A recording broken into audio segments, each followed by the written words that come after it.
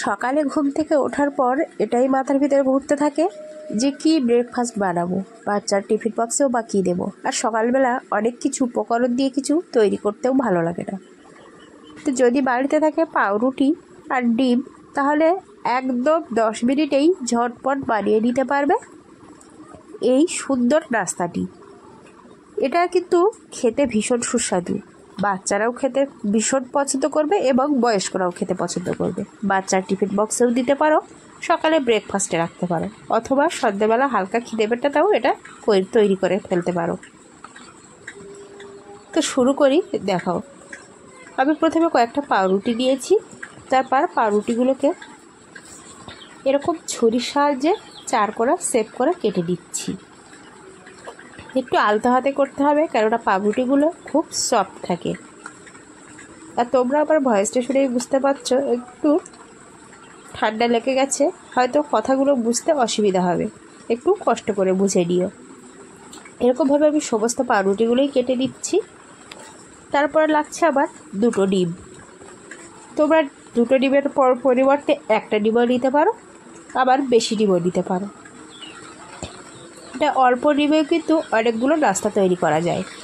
তো আমি একদম মিহি করে কেটে রেখেছিলাম টমেটো, আমি এখানে টমেটো দিয়ে দিলাম, দিয়ে দিচ্ছি পেঁয়াজ কুচি, কাঁচা লঙ্কা কুচি আর ধনিয়া পাতা কুচি।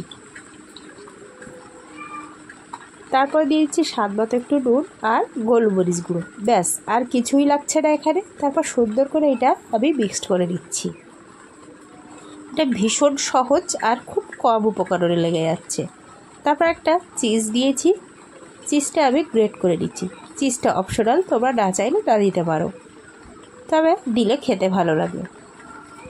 প্রথমে আমি ফ্রাই প্যান দিয়েছি, ফ্রাই প্যানে আমি একটু সয়াবিন তেল দিয়ে দিচ্ছি। তোমরা এই তেলের পরিবর্তে কিন্তু ঘি বা বাটার ব্যবহার করতে পারো। তারপর আমি স্লাইসগুলো দিয়ে দিচ্ছি। পাউরুটির স্লাইসগুলো দেওয়া হয়ে গেলে আগে থেকে যে ডিমের মিশ্রণটা করে রেখেছিলাম সেগুলো এখানে দিয়ে দেবো। আর দেখতে পাচ্ছ কতটা কালারফুল লাগছে এই মিশ্রণটা। তারপর সমস্তটা 2টোর ভিতরে আমি সমস্ত দিয়ে দিলাম। 2টো পাউরুটির ভিতরে সমস্ত মিশ্রণগুলো দেওয়া হয়ে গেলে আমি উপর থেকে দিয়ে দিচ্ছি সেই গ্রেট করে রাখা চিজ। আবারও বলছি, চিজটা না দিলেও কোনো অসুবিধা নেই। তারপর যে উপরে যে বাড়তি অংশটা সেটা দিয়ে আমি চেপে দিচ্ছি, কিন্তু বেশি চাপা যাবে না। উপর থেকে বেশি এখন চেপে দিলে অপর সাইড থেকে কিন্তু ভিতরের মিশ্রণগুলো বেরিয়ে আসবে। ওই জন্য হালকা হাতে আমি সেট করে দিচ্ছি, যতক্ষণ না ডিমটা একটু সিদ্ধ হয়ে আসে, মানে একটু শক্ত না হয়ে আসে। আর এই পর্যায়ে কিন্তু গ্যাসের ফ্লেমটা একেবারে লো আছে, কোনো পরিমাণে বাড়ানো যাবে না, তাহলে রুটির অংশগুলো কিন্তু পুড়ে যাবে।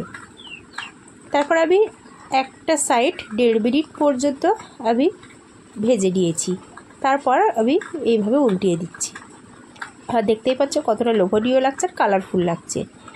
এই পর্যায়ে তোমরা কিন্তু উপরে একটু বাটার ব্রাশ করে নিতে পারো বা ঘি ব্রাশ করে নিতে পারো। আর দেখো তোমরা কতটা কালারফুল হয়েছে। এবার হয়ে গেছে, আমি এটাকে তুলে দিচ্ছি। আমি এই যে এইভাবে বাটার একটু ব্রাশ করে নিয়েছিলাম, সেটা তোমাদের আগেই দেখাতে ভুলে গেছি। আমি আগে থেকেই বাটার দিয়ে আর ভাজিনি, শুধু উপরে এইভাবে একটু দিয়ে দিয়েছিলাম। তোমরা পুরোটা বাটার দিয়েই ভাজতে পারো, কোনো অসুবিধা নেই।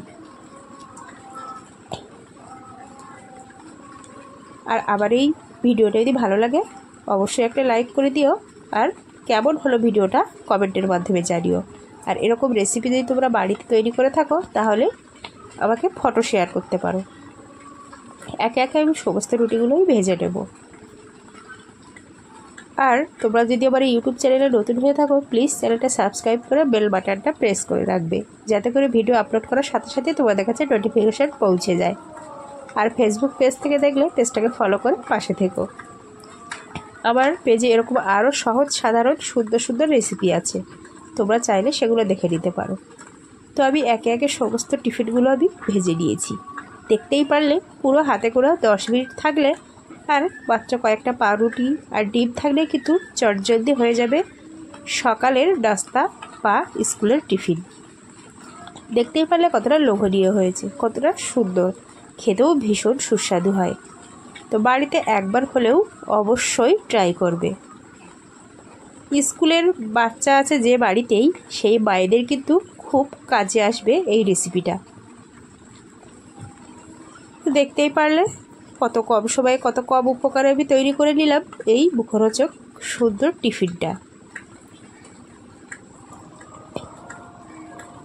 তোমাদের একটু কাছ থেকে দেখিয়ে দিই, দেখো কতটা কালারফুল হয়েছে। বাচ্চারা কিন্তু পুরো টিফিন বক্স খালি করেই বাড়িতে ফিরবে।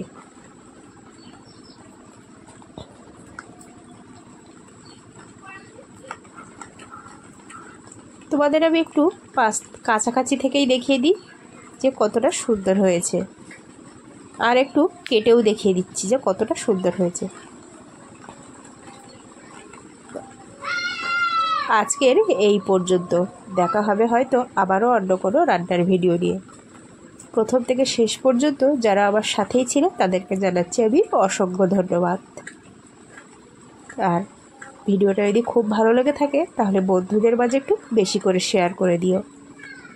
আর ততক্ষণ তোমরা খুব সুস্থ থেকো এবং ভালো থেকো।